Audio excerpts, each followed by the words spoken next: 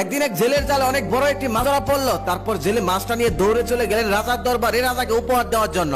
রাজা মাছটা পেয়ে অনেক খুশি হলো, কারণ সেই রাজা আবার মাছ অনেক পছন্দ করত। তারপর রাজা খুশি হয়ে তাকে 500 টাকা পুরস্কার দিলেন। তারপর জেলে সেখান থেকে খুশি হয়ে চলে আসতে লাগলো। রাজার পাশ থেকে রানী বলতেছে, এই সামান্য মাছটার জন্য আপনি জেলেকে 500 টাকা দিলেন, আপনি বরং খুশি হয়ে তাকে 80 থেকে 100 টাকা দিতে পারতেন। এখনই মাছটা ফেরত দেন আর 500 টাকা ফেরত নেন। তখন রাজা বলতেছে, কি বলো রানী, রাজার কথা নড়চড় করা অসম্ভব, আর এটা রাজ দরবারের মান সম্মানের ব্যাপার। তখন রানী বলতেছে, আমি আপনাকে একটা বুদ্ধি দিই, সেই বুদ্ধি অনুযায়ী কাজ করলে আপনার মান সম্মানও যাবে না, মাছও জেলে ফেরত নেবে, টাকাও ফেরত দিবে। তখন রাজা বলল, কি বুদ্ধি? তখন রানী বলতেছে, আপনি জেলেকে ডাক দিন, ডাক দিয়ে বলবেন তোমার এই মাছটা পুরুষ না মহিলা।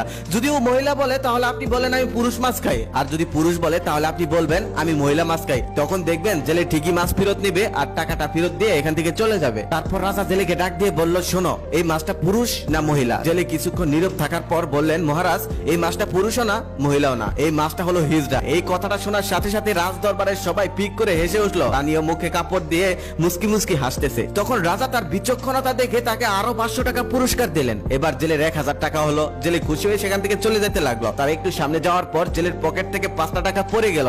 জেলে আবার সেই টাকাটা তুলে চুমু দিয়ে কপালে ঠেকিয়ে পকেটে রেখে দিল। তখন মহারানী রাজাকে বলতেছে, দেখুন দেখুন ওই জেলেটা কত লোভী, আপনি ওকে 1000 টাকা দিলেন, তারপরেও সে 5টা টাকার লোভ সামলাতে পারলো না। রাজা তখন বলল, ঠিকই তো বলেছ। তারপর জেলেকে ডাক দিয়ে বলল, এই লোভী জেলে, তোকে আমি 1000 টাকা দিলাম, তারপরেও তুই আবার 5টা টাকার লোভ সামলাতে পারলি না, টাকাটা তুলে আবার চুমু খেয়ে পকেটে রেখে দিলি। এখান দিয়ে কত গরিব মানুষ আসা যাওয়া করে, তারা তুই 5টা টাকা নিতে পারতো, তাই না? তুই আবার টাকাটা তুলে চুমু খেয়ে পকেটে রেখে দিলি। সত্যি তুই লোভী, আর এখন তোর ওই লোভের কারণে তোর বিচার করা হবে। তখন জেলে বলতেছে, মহারাজ, আমি লোভের কারণে এই টাকাটা তুলিনি, আমি এই টাকাটা তুলে চুমু খেয়ে পকেটে রেখেছি এই কারণে, কারণ এই টাকার মধ্যে আপনারা রানীমার নাম লেখা আছে। এই টাকাটা যদি কেউ পিষে দেয় তখন তো রাজা রানীমার মান সম্মান নষ্ট হবে, তাই আমি এই টাকাটা তুলে চুমু খেয়ে আবার পকেটে রেখে দিয়েছি। রাজা তখন আরো খুশি হয়ে গেল, আরো খুশি হয়ে তাকে আরো 1000 টাকা দিল।